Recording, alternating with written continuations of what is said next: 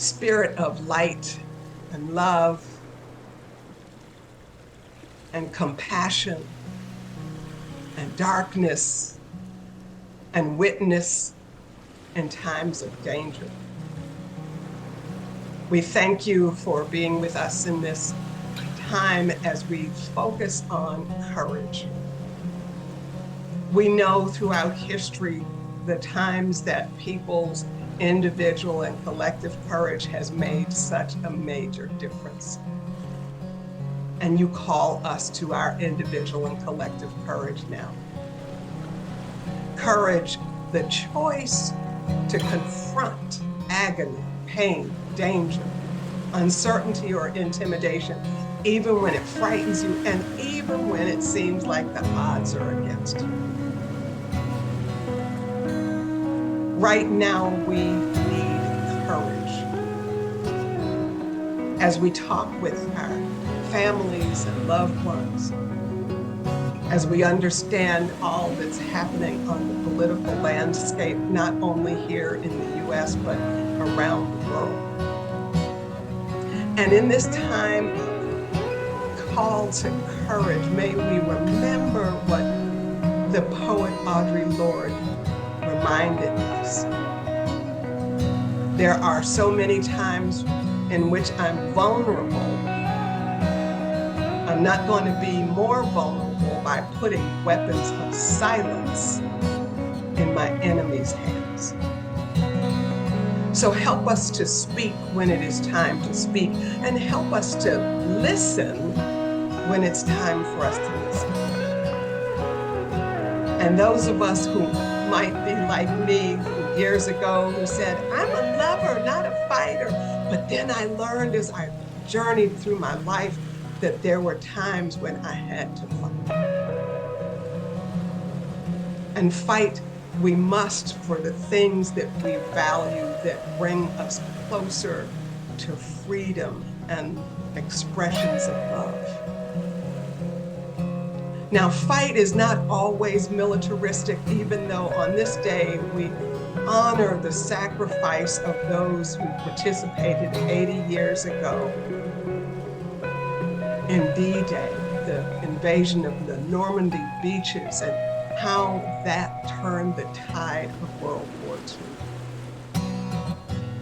We thank you for the 150,000 troops and the medics and nurses, and we thank you as well for the thousands of code girls who participated in decoding and intercepting messages from enemy forces. We celebrate and honor the battle engaged with great courage of the loving family, that interracial family in the 1960s who were prohibited by Virginia law for them to be married, but married they did. And yes, they had children together. And every time they traveled from Washington, D.C., where they took up residence, traveling back to Virginia to visit their family, they were arrested again and again. And even though they were not well financed or well educated, they took their case to the US Supreme Court. And many have been the beneficiaries of their courage. And courage also, we give you thanks for the Black transgender persons who kicked off the Stonewall uprising in New York City in response to yet another police raid on the Stonewall Inn. Because of their courage and their willingness to battle for freedom, to live without harassment, to live free, to be authentically who they were, so many LGBTQ individuals and others have been blessed. When we choose to live with courage, we have the capacity to turn the tide. for our families, for our spiritual communities, for our nation, and for our world, often in ways we can't even imagine, that our courage,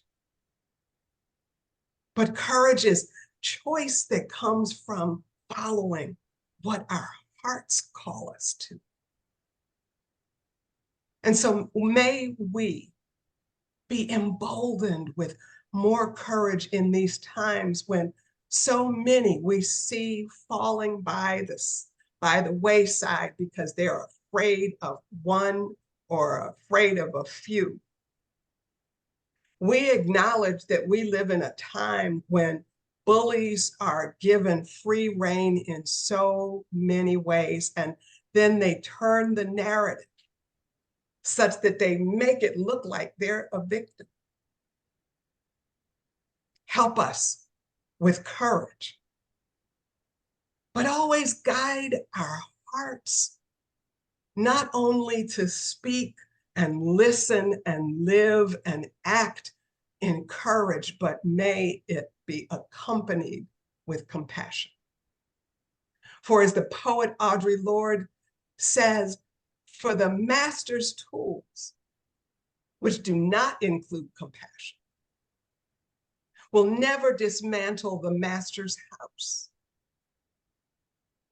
They may allow us temporarily to beat him at his own game, but they will never enable us to bring about genuine change.